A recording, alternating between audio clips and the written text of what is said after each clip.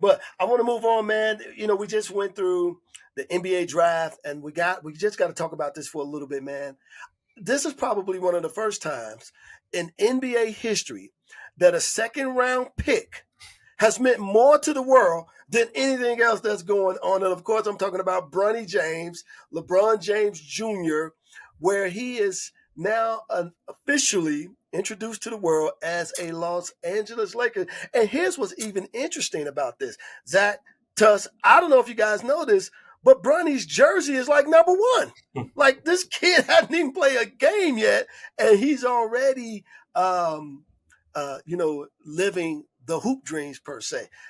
What's your take on why do you think that this pick, the number 55th pick, which normally we wouldn't even care about, has turned into this, just this worldwide frenzy of like, we need to know. What's your take on that? Let's go with you, Agee. Man, we all know who it's about. It's a LeBron James kid. That's it. That's it. It's LeBron James DNA. That's it. You can say nepotism. You can say whatever you want to say. He's 55 pick in the NBA draft. And he is holding up a Lakers jersey with his number on it, his name on back. They done sold out jerseys. They done even sold out T-shirts with his name on them. Like, what are you upset about? Like, you mad because you not LeBron James' son? Like, what are you talking about? Like, go hug your daddy. Right. Go hug your daddy. Like, what are you talking about? Like, I don't get what everybody talking about. Oh, there's other picks that guys. Isaiah Collier was better than him on the same team, and he went. Hey man, Isaiah Collier is not LeBron James' son. Period. We all know what this is about. Eat it, swallow it, and move on. And whatever happens, we gonna see. Because he's going to have to play summer league and still prove himself. You know what I'm saying? Like, there's a lot of kids, that didn't put in the work in college, and they didn't get drafted. We ain't talking about the guys who was good enough, the LeBron son, that they didn't get drafted. They didn't went to school for 4 years. Hey, man, the NBA is not for everybody. This is the elite of the elites of the elites. And it's come down to name recognition. Who you know. And if you can use all those avenues to get your son in the league, you better do it. Zach, what's your take on that?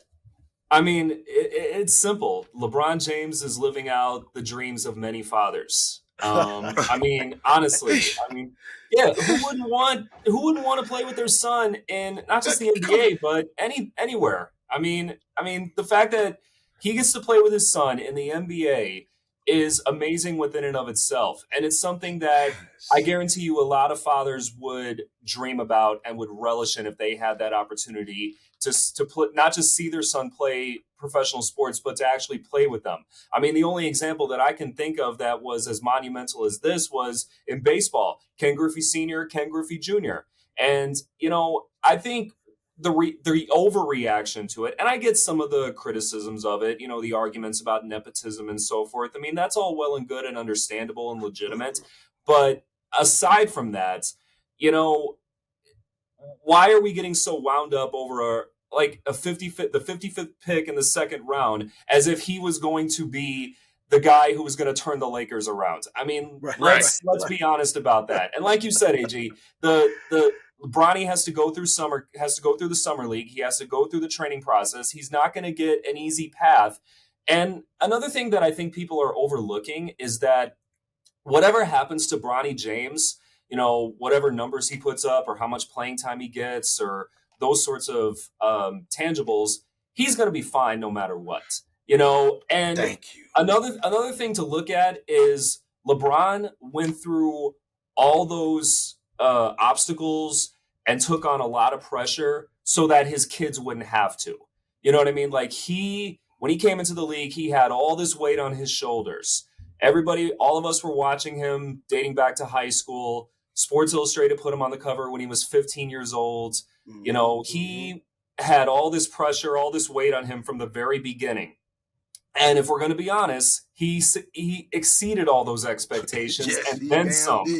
You Yes, know, he did. the fact that he's 37, 38 years old, approaching 40 years old at this point, and he's still at the top of his game is just unprecedented. So again, he went through all of those hurdles so that his kids wouldn't have to. So whatever happens to Bronny James, he's going to be fine no matter what.